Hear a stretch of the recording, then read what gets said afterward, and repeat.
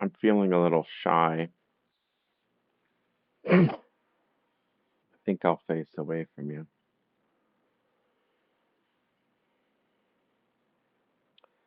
So,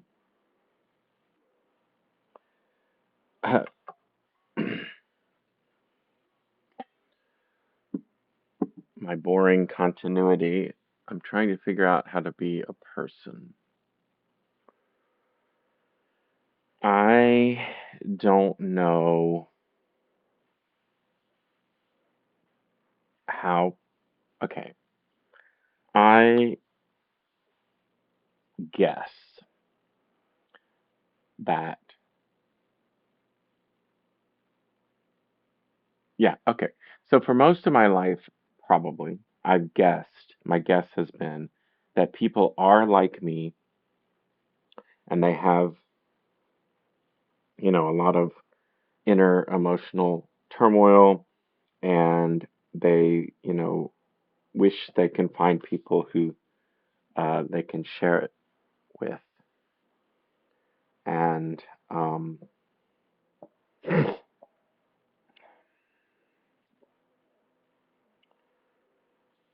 so I kind of go out into the world expressing my emotional turmoil in hopes of making others comfortable with theirs, um, or seeing like, oh, there are, yeah, there are other people like me, or maybe they want to talk to me, but it doesn't work.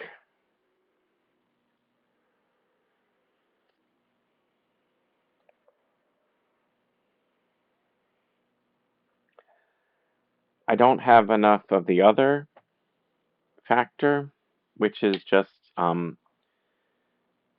succeeding in life. I think that my life is a, I'm a walking example of the thinks too much trope. What are some of the words, the horrible words that people use? Dwelling, wallowing in emotion. Um, I don't know, ruminating. There's a big word that I've had assigned to me before that I'm not thinking of just yet. But all these things that I'm talking about. So like I guess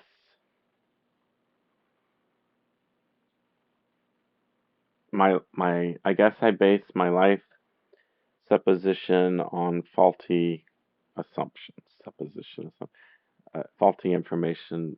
Flawed. Okay, so I have flawed assumptions. I read a book. Uh,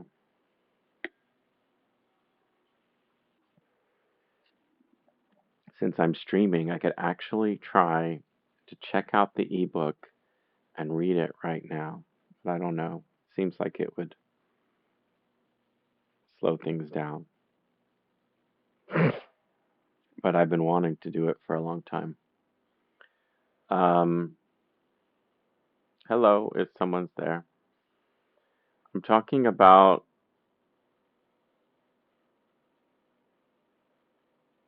just how I don't seem to get by in life. I think maybe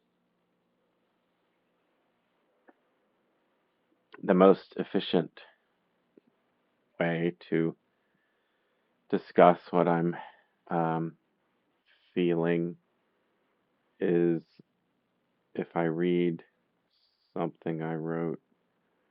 Where? Oh, I guess I'll be on screen.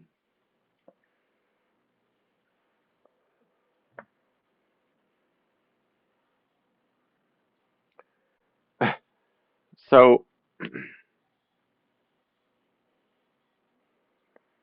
in my 20s, I used to keep a diary or a journal written, And now I do these video streams. Um, there are similarities because there were times in my 20s when I did written journaling that I found it easier. Oh, you know how, like, there's a cliche, Dear Diary, blah, blah, blah, blah, blah. And it's like, are they talking to the book? Why do they phrase it that way?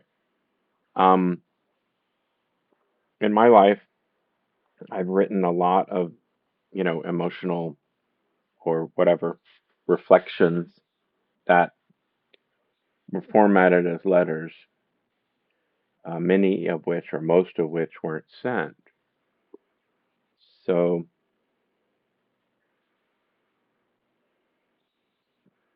um, hey, hey, hey. Um,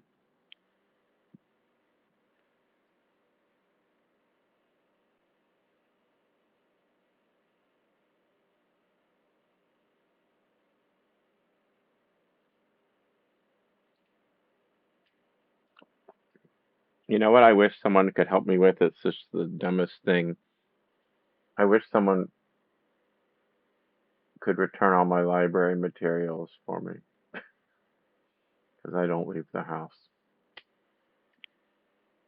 Anyway, um,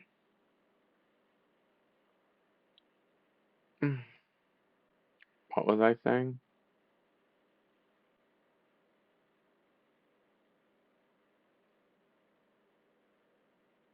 What was I saying? I'm gonna read a letter um, that I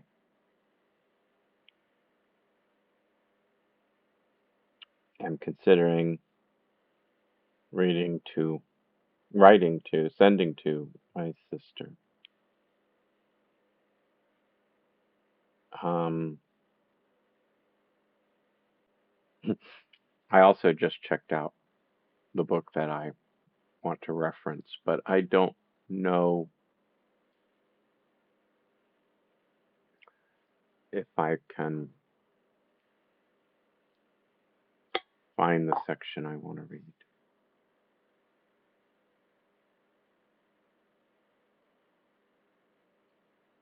Um,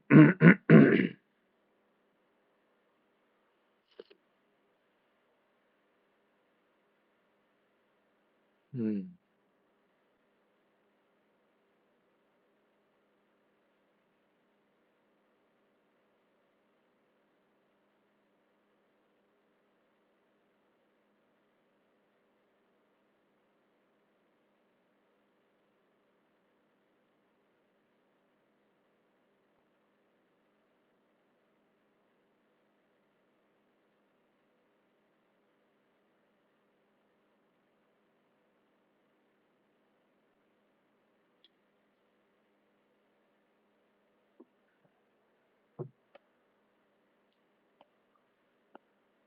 um,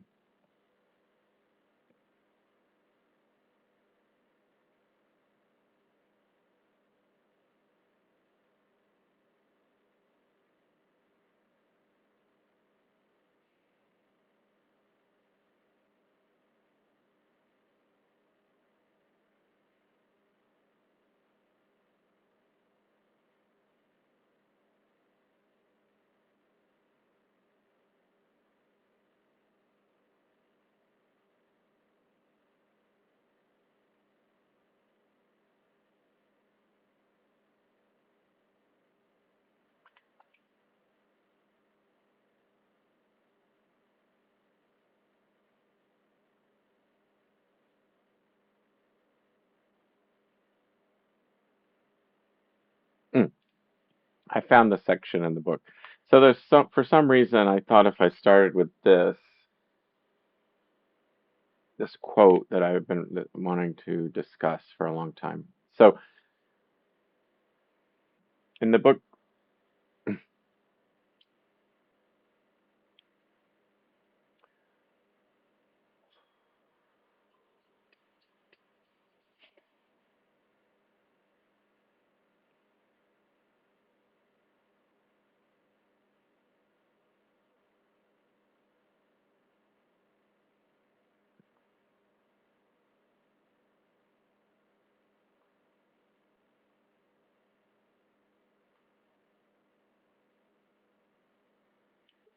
In the 2016 book Conflict is Not Abuse by Sarah Schulman, I'm going to read a passage from it.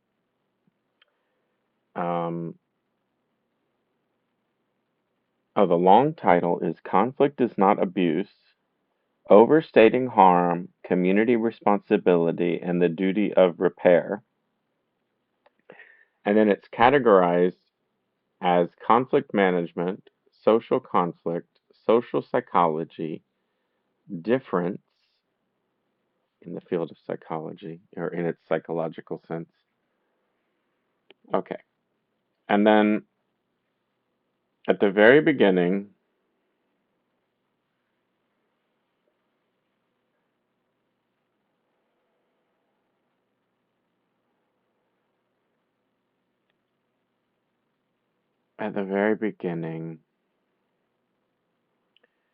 introduction, a reparative manifesto.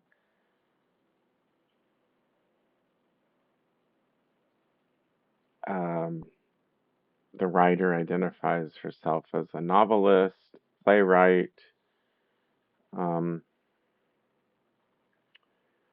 somewhere she says this book is undisciplined in the sense that she's writing outside of her area of expertise, outside of her discipline, um, which is what I do, which is what everybody does who talks about the world. We all have opinions and views, and we've thought about them a lot. And if we're artists, we've probably thought about them an awful lot because um, uh,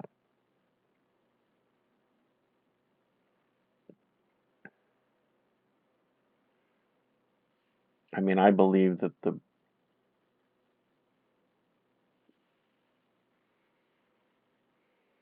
role of art is to explore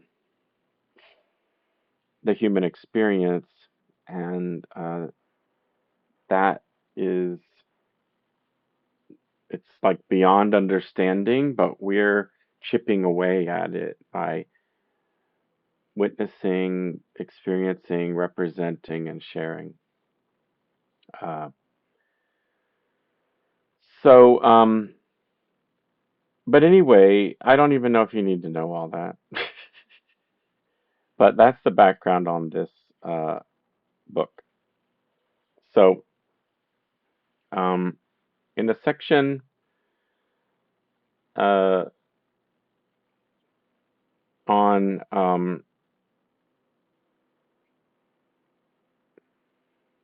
how conflicts develop, in a section headed email texts and negative escalation, um,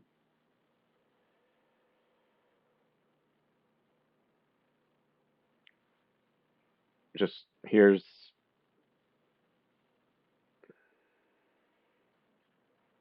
um, one, two, three, the fourth paragraph in that section. Email, texts, and negative escalation within chapter 1, page 20 in my ebook copy. A banal illustration from my own daily life. You live in another city, and we have a long-standing date for lunch when I come to town. But we made the date by email, so there was no discussion, and I had no idea that you were squeezing me in between really high-pressure events. If we had spoken on the phone, even for 10 minutes, we could have talked this through, and I would have realized where you were at and rearranged things so you could be better accommodated. But I don't know anything about it, and your secret makes you feel as though you are being pressured. Your secret makes you feel as though you are being pressured by me, even though that's not what's happening. The actual source of the pressure is that we didn't speak. So the mere fact that we planned our get together by email has set us up for failure. Now, I guess, I mean, this was written whenever I said it was. I think I said 2016. Um, it would probably be text now, and text is a little bit more immediate than email because we check it more often. But they're short, and text can be a little bit more rapidly bidirectional. Somewhere she talks about um,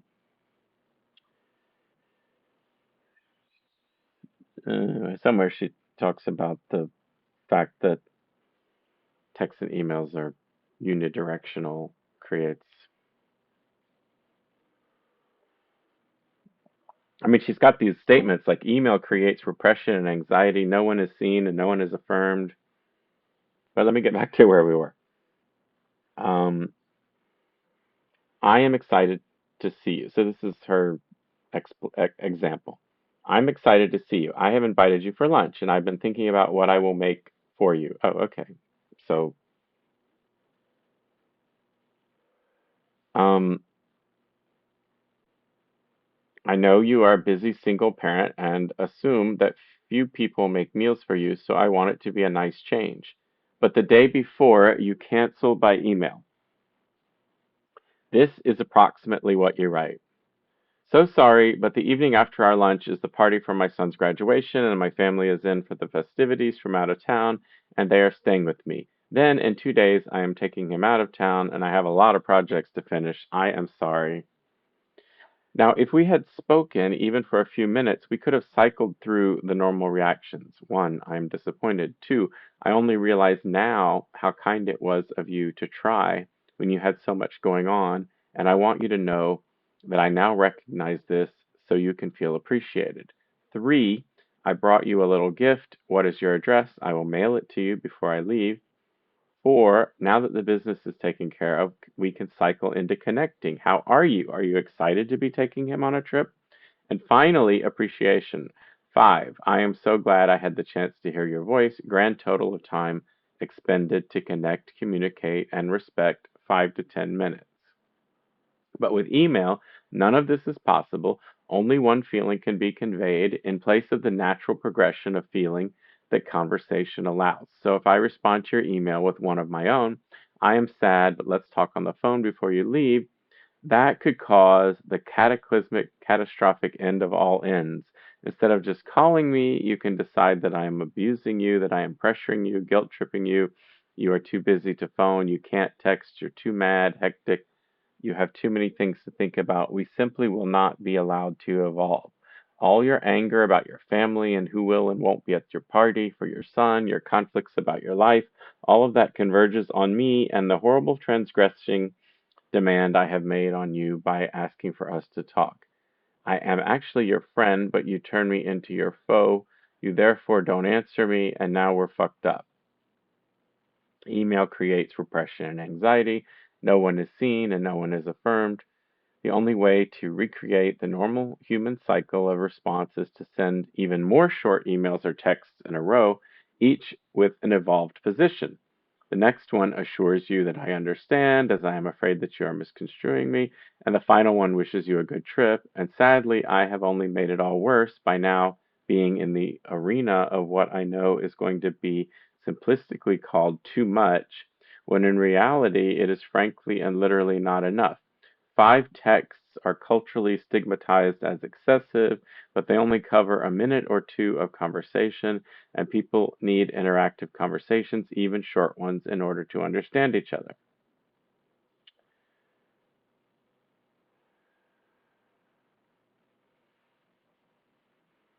Um, blah, blah, blah, blah, blah. It is tragic that we have evolved a social custom that people need to email or text in order to ask for permission to make a phone call.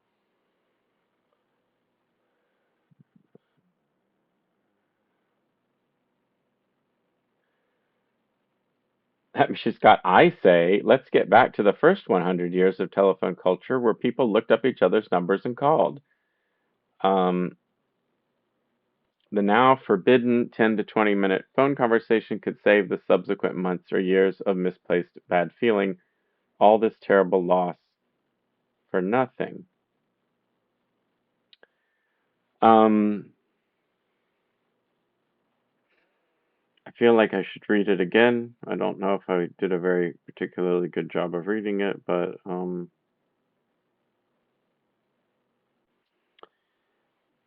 that passage has been on my mind for a long time. So I guess I'll highlight it. Highlight. Ooh, what color? How about green? What happened? Um,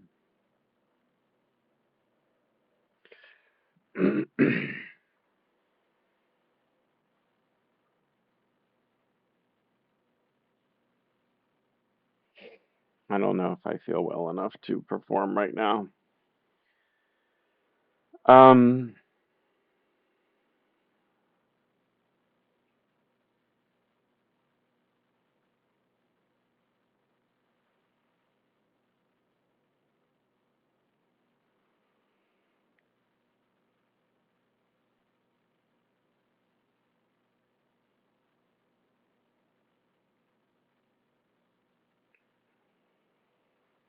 there's some things I agree with and some things I disagree with, but um,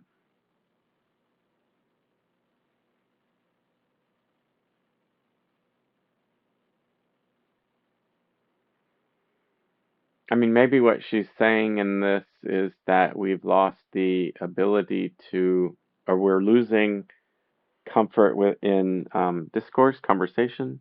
I certainly, um, but I don't think I ever liked calling people on the phone. I mean, I think that's all that it is. I mean, her premise is that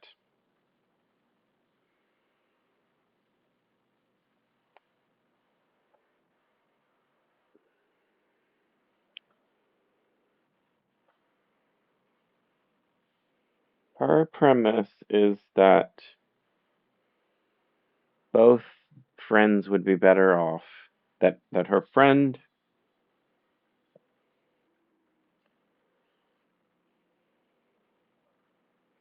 I don't know. There's just something about that passage that sticks in my head because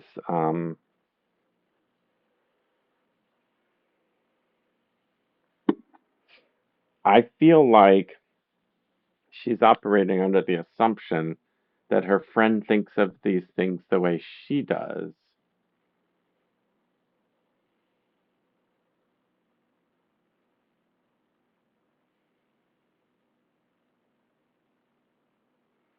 I don't know. My constant pain that I've been feeling every minute of 2025 is not good for thinking. Certainly not good for thinking on my feet. But I guess I just, and I don't know if that passage illustrates what I want to say, but what I want to say is, I mean, it's sort of like she's saying, my friend communicated to me this way, and I wish she had communicated to me this other way, and then things would have, gone more pleasantly. And I think, and I guess, and I think you can't know that because that is presuming that the friend would view it the same way that you do, or that I, okay, she's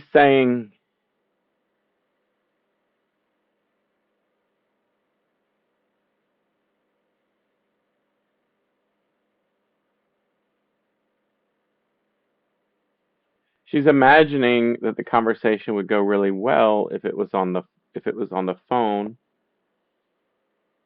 Um, but I just don't think that people have, whether it's EQ or comfort or yeah, just facility with expressing their emotions. I think that people, I mean, the reason that these,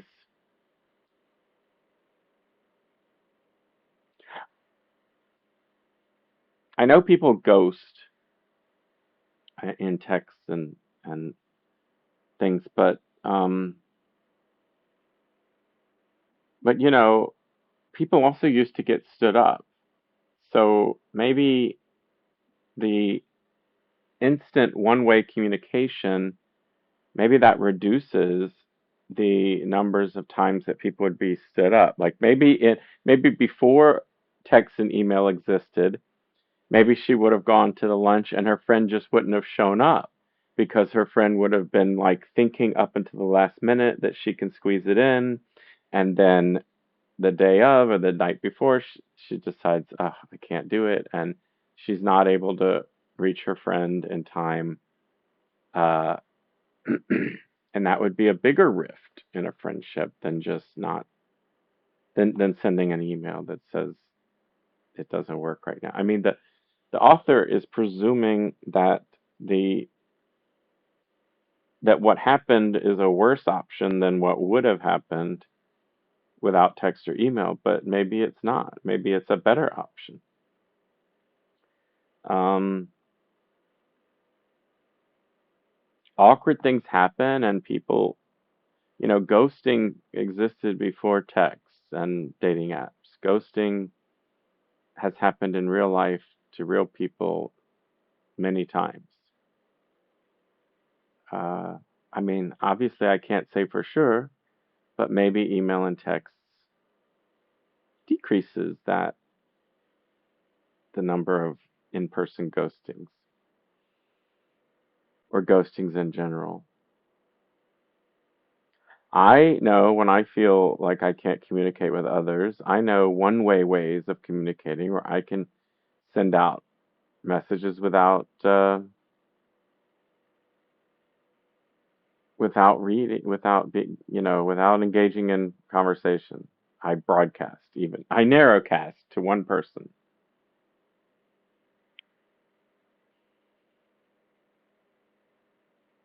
I think what I'm trying to get at is in this section, Sarah Schulman believes that the difficulties are um, practical, like the method of communication you choose, written versus telephone, verbal, Um, and I think that the barriers are emotional. I think that it's difficult to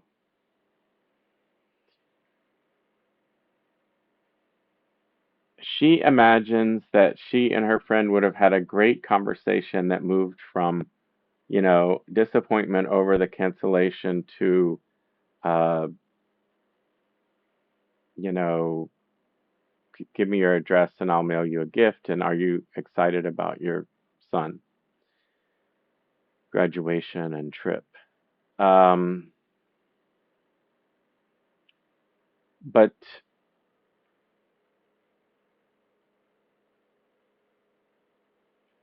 she's saying that the person is, um,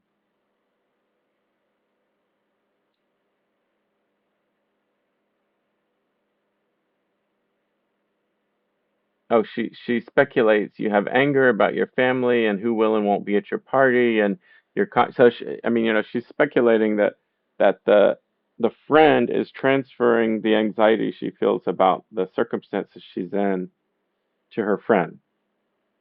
But she might actually have anxiety about her friend. She might have anxiety about, um, you know, oh, I always feel pressured to meet with this person, um, or just, I mean, not everyone wants to have an emotional conversation. That is what I'm learning and what I don't understand. Because I feel, so when I read this, I think this is like the way I thought for most of my life, where I thought, if only we had had the chance to talk, then we could have made an emotional connection. But now I feel like after 30 years of sort of uh, doing raw emotional communicating, Why am I, alone? Um, and like I get quote unquote fans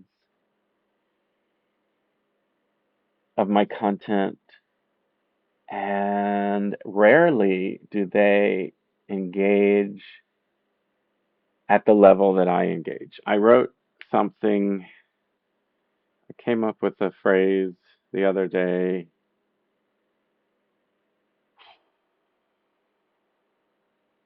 I don't know if I'm going to be able to find it.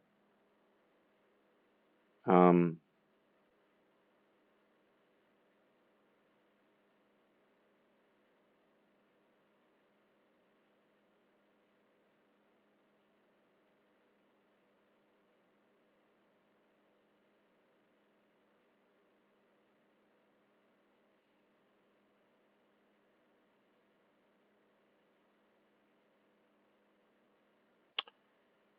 oh, it's a post on the Fediverse that I made, I think.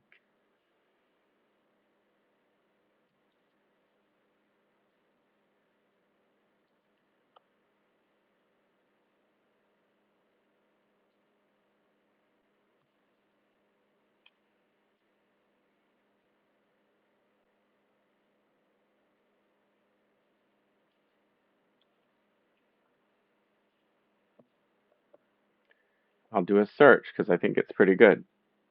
Asymmetric vulnerability. So, and I don't know why I do. Okay, okay, so like in that passage that I read, which I might reread, Schulman is imagining that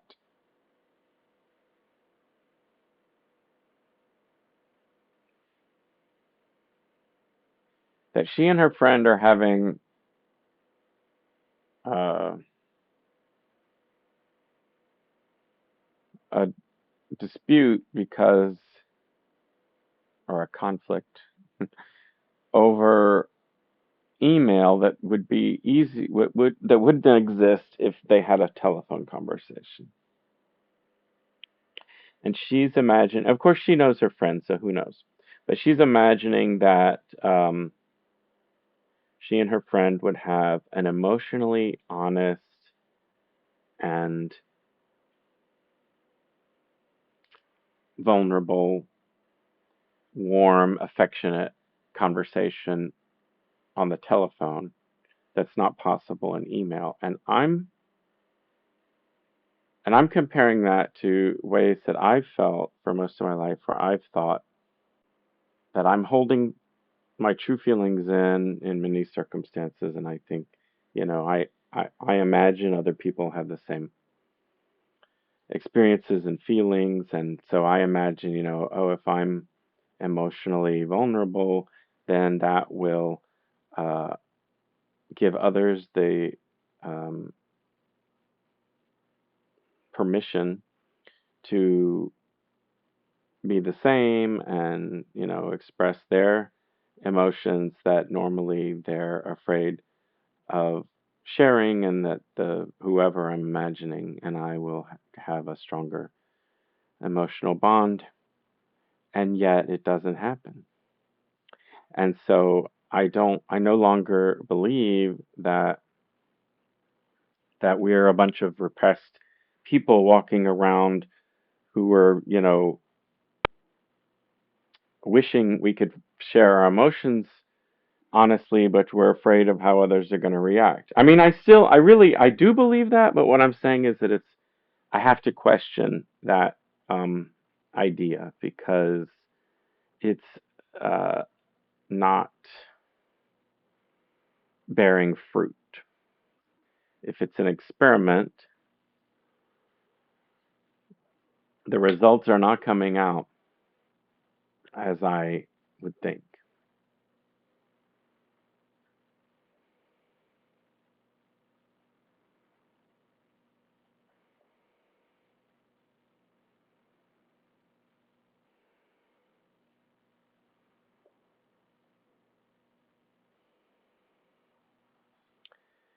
So, I mean, based on the data that I'm actually gathering, I think people don't want to express emotions and don't want others to express emotions because I think that maybe, I mean, with my life as a test case, um, being in touch with your emotions or trying to be in touch with your emotions as much as I try is actually harmful because you're going to never make any money and not fit in our completely uh,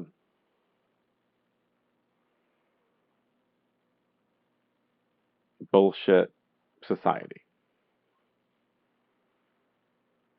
That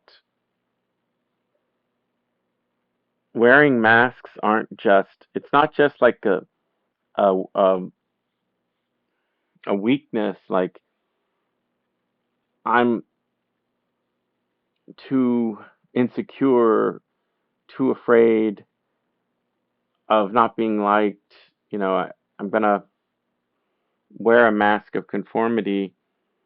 Um, but I wish I could be my real self, and I'm always searching for the people who I can be my real self around. No, that's what I thought might be in the brains of most people, but based on observations, I think it's way more,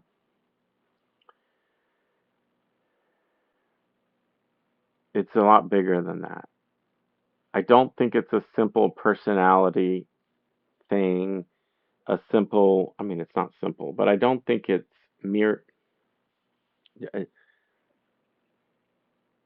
I don't think it's about just, well, it is about friendship and being liked because if you don't have friends and you aren't liked, then you will um basically starve and die or just live totally alone.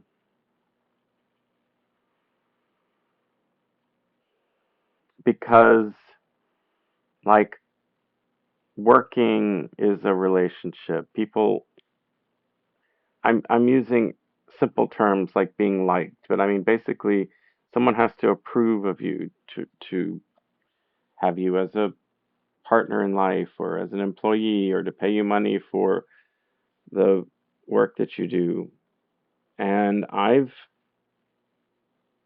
lived my life with this assumption that fear of being accepted or rejected, fear of rejection, is preventing people from doing the thing they want to do, which is to share their true feelings and emotions. That's what I believed most of my life. I don't, I mean, I know that applies to me. What did I just say? Fear of rejection is interfering with what most people want to do, which is to share their true feelings and emotions, to be honest, as much as possible. That is how I feel, and I thought that most people probably feel that way. But I'm not so sure anymore because I now think that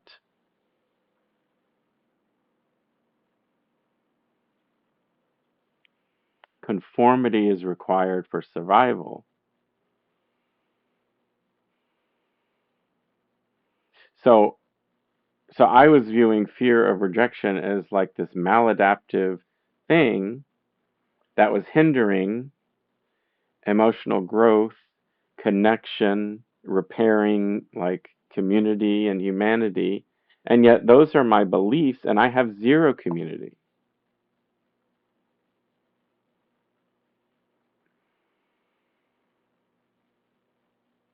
And even people who like me or are friends with me, I don't get it because I think, but you're not doing the thing.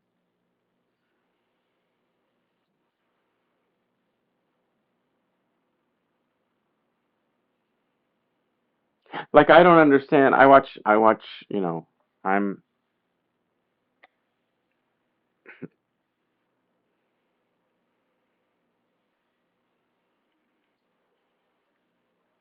People do dry January. I do bedridden January. Um, I don't do much. So, and I have to distract. I'm in a bad state. So I'm trying to distract my brain from um, registering pain and bleak emotions. So I um, have something going on at all times, and lately, like multiple somethings going on. So I'm not surviving. I'm not living these theories that I have, and I close people off because I'm afraid. I mean, it's the same thing. I'm afraid of rejection, but I'm not shutting up with my emotional. I mean, emotional. I could say diarrhea, which is crude. Um, but like, I mean, this is what I'm talking about. About what did I call it? Asymmetric vulnerability. So, I'm just kind of like walking in the world being emotionally raw, and I just think people don't know how to handle that or what to do with it. I'm now hypothesizing. For decades, I've thought that other people were like me and craving this sort of emotional. I see there's a thing up there. I'll read it in a minute. Thank you. I used to think that people, we're all. I just, it's pretty easy to think that everyone's like me secretly on the inside, and so I thought, well, everybody's probably emotionally repressed and wishing that they could be their true selves more and say things that they really think and care about. But based on, I mean, I don't know if that's true because I don't think people like it when I do it. Or like I said earlier, like I do have fans, but the people who like there are people who seek a relationship with me, and this is where I come back to the asymmetric vulnerability. So I have fans, I'll call them. But in my case, I mean, my fans are people I know personally. Maybe there's, you know, one or two exceptions to that, but they don't respond. I mean, there are people I can think of in particular who show great appreciation for me, but they don't resemble me. They don't reflect. They don't. Um, and that sounds like I'm saying everybody has to be like me. And I don't mean to be saying that. I just emotionally, I don't understand others, and I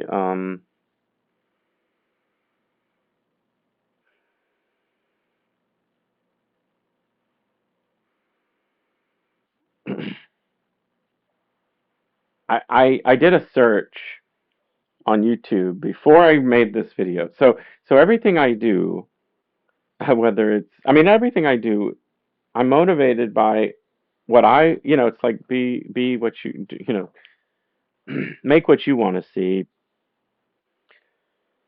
I just before I did this, I was watching YouTube and I was getting tired of watching all the uh, you know, review shows of every piece of entertainment I've ever watched, and I mean, I don't know what to watch. And I thought about um, I did the weirdest thing. I did a search for emotion or emotional vulnerability or something,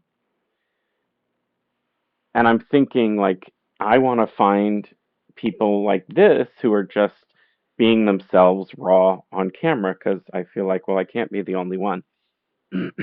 I feel that way about everything. That's why I don't assume. I mean, I can't assume everyone is like me, but I just assume that some people are like me. So, um, I go like like because I live inside. I it, and it's been like freezing. Uh, I don't shower that often, and I have BO, and I like my BO. I mean, I'm assuming that there are other people on the planet who like their own BO. I mean that, but and that's not talked about. So I talk about things that other people don't talk about because I feel like it's something I wish people talked about. So oh yeah, so I do this search on YouTube because I'm sick of watching people rant about all the bad Star Wars and Star Treks and I mean I don't know what to watch and I don't want to watch anything political. I want to watch people being emotionally honest. And I mean all I guess it's just really boring. Number one. Oh, so anyway, I do my search and whatever I put in emotional sharing, my emotion. I think I wrote my emotions. Thinking, maybe somebody would just title their video like they let me share my emotions and just have some crying and because a lot of times I wonder like am I the only person who puts this kind of content on the internet? Um so then I hit this hurdle that I forgot about when I was searching, which is algorithms and marketing. I mean, like I'm not going to get the words I searched for exactly. I'm going to get the most popular videos that are close to the topic I searched for. So everything I got was nothing I wanted to watch because I don't want to watch people posing as know-it-alls telling you how to fix your emotions. I don't want to watch that kind of self-help. I want to watch people being themselves. I want to watch vulnerable people because I feel this asymmetric vulnerability. And even like, okay, so the place I hang out is the Fediverse, and people are really nice to me on Mastodon. But I realize like I write and I write and I write and I write and I write about like my feelings and what I'm going through, and then people reply like just a few short words of encouragement, which is great. It's great that people reply at all. I mean, some people even have sent me money when I mean, when I ask for it. But but they're not saying, "Oh, here's my existential angst," because I think it's just too much. I think it unravels the world. I think I all right, I'm going to read what's on the screen if you're still watching.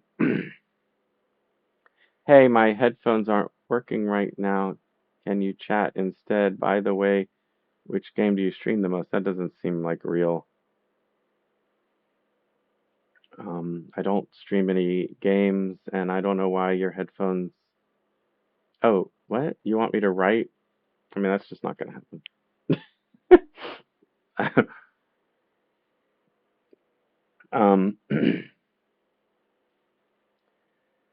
I'm not going to type. I mean, I hope my headphones are working, but if they're not, then they're not. So the next thing, I'm just going to read what I wrote to my sister, or I haven't sent it to her, but what I might send to my sister. But the reason I read that passage first is that it falls under the category of this is the way I wish people would communicate to me and the way that I communicate, but I do not believe other human beings want this based on my lifelong study. And I don't know why, but I do believe that my previous supposition that human beings are vulnerable and scared and emotionally, you know, insecure, and they want to find people to share their true feelings with. I guess I can't believe that's true, or else there'd be more of it. But I don't know. Let's see what I wrote in the middle of the night to my sister. Like I said, I haven't sent it.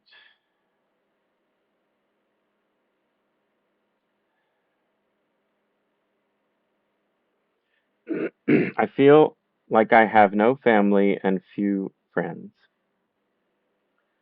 I have felt this way most of my life. It is a burden that interferes with my ability to function.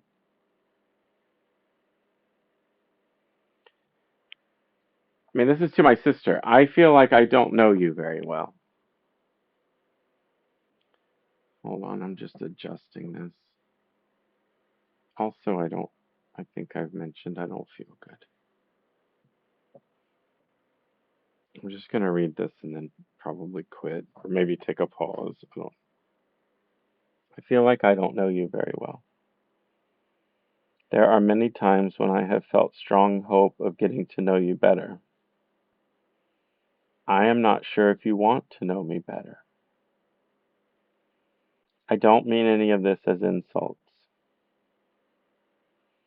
As I say, I don't feel I know you very well, and I'd like to. I'm intrigued by your ability to enjoy your marriage, children, and that you can maintain friendships for decades. I'm unable to do any of these things. I have tremendous difficulty accepting the conditions of life in this society. I don't want to fit in. My trajectory hasn't been finding a way to fit in. It's been replacing wanting to fit in with determination not to fit in. I'm not saying it's a good trajectory, I don't know. Before, I felt bad about myself as inferior. Now, I feel that I should not change my values and that they're superior to society's. Either way, I don't fit in, and I don't think feeling superior is healthy. I have put these feelings into paintings and my long form writings that are saved in many snippets all over the place, but mostly in my mind. I don't think I'm the only one to wrestle with. Sorry, I just made it an edit. I don't think I'm the only one to wrestle with the feelings I have. I want to communicate to others who share these feelings. I don't see me making much money in this career. Sometimes I think I could reach enough people to survive. People from all over give me money for no other reason than to support my work. It's just not enough. I also know I'm not making enough work that I feel good about. I believe that what prevents me from doing good work are chronic pain and my insecure financial situation. I don't currently see a way out of these problems. They interact with each other, of course. When you've invited me to stay for long visits, I have really wanted to take you up on the offer. It's just that right now I barely move. I'm feeling so low currently, I don't feel I have much to offer. So I feel like that's what I have to offer, honesty about what I feel. I feel like I'm asking for too much. I feel like, yeah, okay. Well, I used to think that all people were like me and craving to share emotional honesty as much as they can. I really thought that. I now see that can't be true. I see so many people who evidently don't have the kinds of feelings I do, or else they do not wish to share them openly. It's kind of like the concept of modesty, emotional modesty, I guess, and I'm an exhibitionist.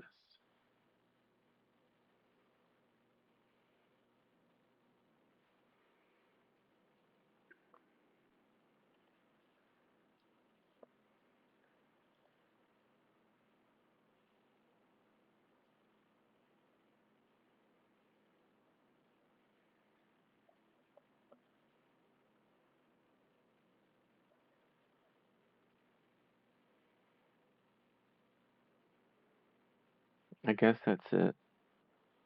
Then I just wrote down asymmetric vulnerability.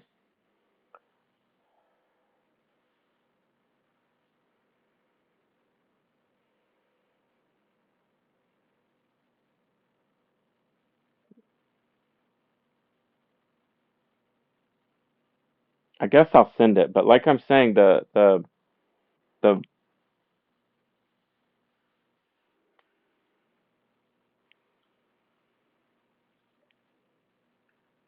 I don't think anyone I know wants to get that letter that I desperately want to send. Like I wish I could say something honest to every person I know,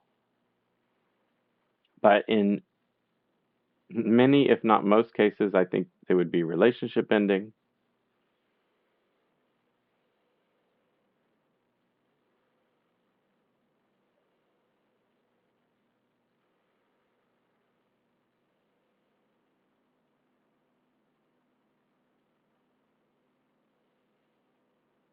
I don't know. I think that's all I have the ability to say today. So I mean, I do understand like if I felt better physically, like the next thing to do after this kind of topic discussion would be something different, like painting or cooking, something that's like physical and uses my brain in a different way because like it's not possible to dwell. That's another one of those keywords that's used against you know used to describe emotionally focused people, but dwell. But I mean I know like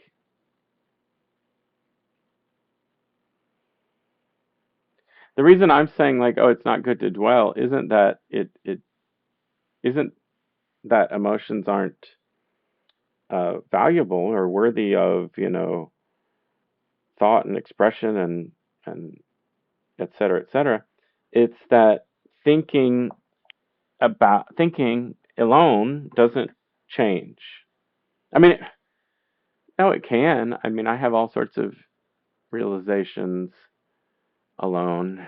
I don't know. I just, there's got to be a balance in life, blah, blah, blah, blah, blah. And so at this point, if I had the energy, I would do something different, like go grocery shopping or, like I said, make art or something. Something just to, and during that time that I'm not actively thinking about stuff, uh, my brain is working in the background, and that is a time that I believe the the real work is done towards understanding realizations, um, like sleep and when you're in flow for some activity, your mind is I mean I believe you're emotionally processing things. So I'm not saying that so obviously what I am saying is that distractions are good, every it's all about balance and stuff, but I feel like I live in a world that's 100% built around distractions all the way to the day you die versus being real because it's not safe to be real. But again, that's only my supposition because I'm trapped inside me and my mind and the choices that I've made. Um,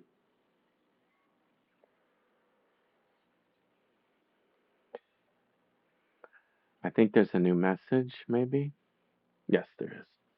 Hold, please.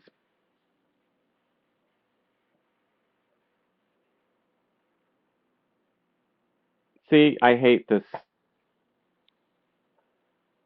Okay, well, I'm not going to do that. I can't do that. So thanks for your advice telling me what to do, but I'm not capable of living that way.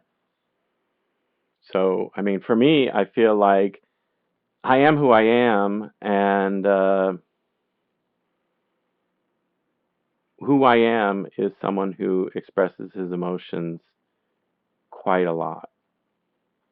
And I do it in art, and I do it in words, and I do it in conversations. And when I am I mean, this is why I'm alone. And when I'm in social situations, I find that the things that people are talking about make me want to commit mass murder because I just hate every minute of it. And what I want to be talking about is um, the stuff that nobody wants to talk about, I guess.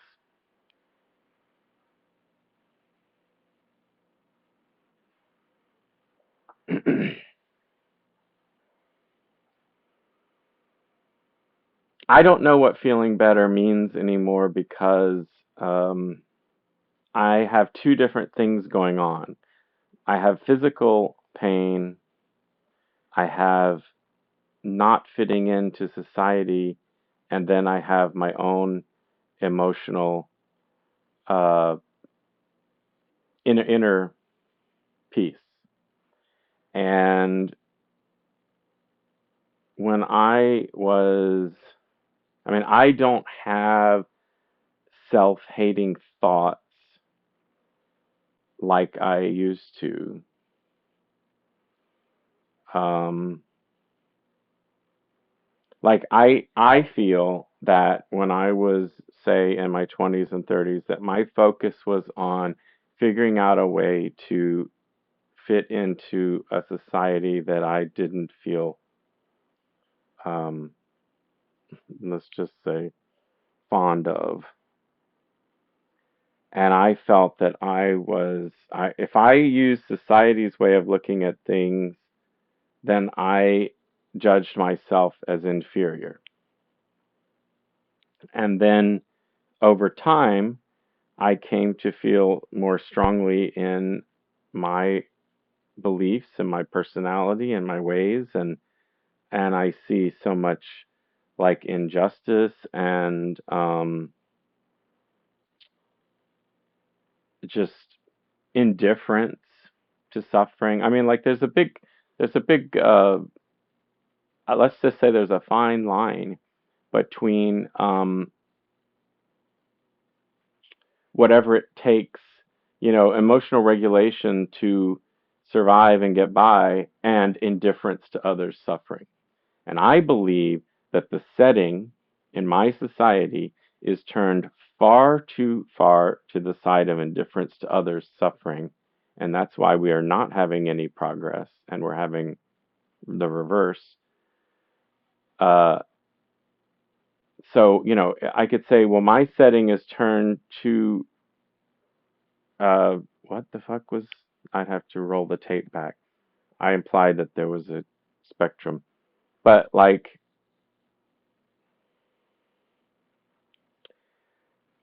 I mean, yes, I feel that I'm too sensitive. I feel that that's part of my role, my job as an artist, is to take my sensitivities and synthesize them into communications, uh, using the media, and that's, I feel like, my purpose.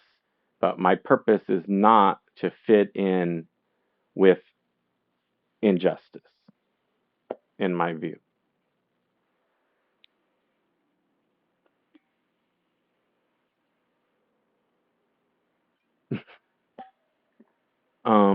Like, I think that being open to, I mean, these are just my goals. I want to be open to, like, I can't believe what you just wrote. Well, I wish you luck, buddy. There's so much um, acting in that. That's the way I see it. I see it like you're playing a role of a tough guy, saying something the way like a character would say in a movie or something. Um, but I mean, if that's the way you see yourself, then that's who you are. Um, I don't understand these combative, exchanges that exist on social media platforms.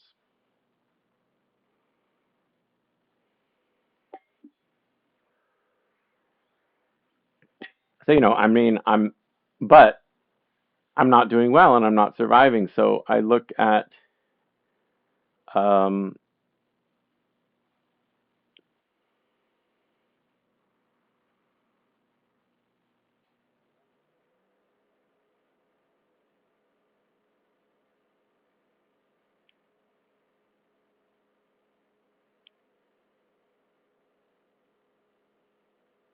I don't know.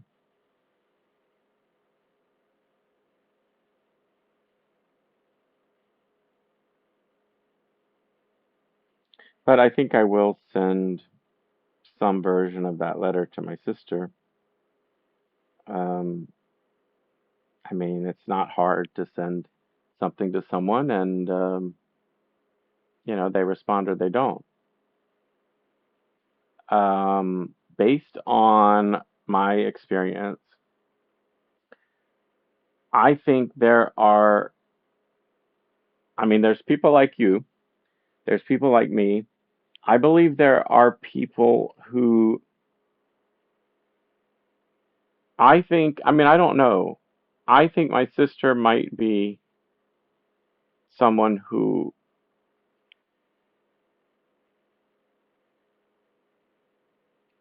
based on the way that she responds to stuff that I put out into the world, I think that she's curious about me. And I think that just she doesn't have the same experience. Forget my sister. I mean, don't. But I'll just describe like an imagined audience member. I think there are people who are interested in emotional expression, but who do not have the tools, do not have the experience. I've heard that from friends or fans that, um,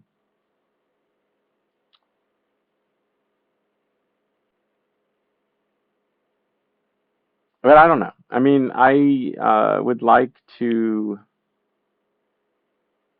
work on,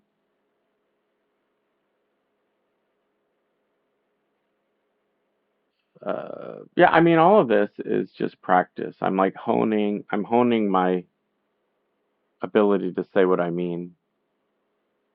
Um, so that's why I do this. Okay. Bye bye.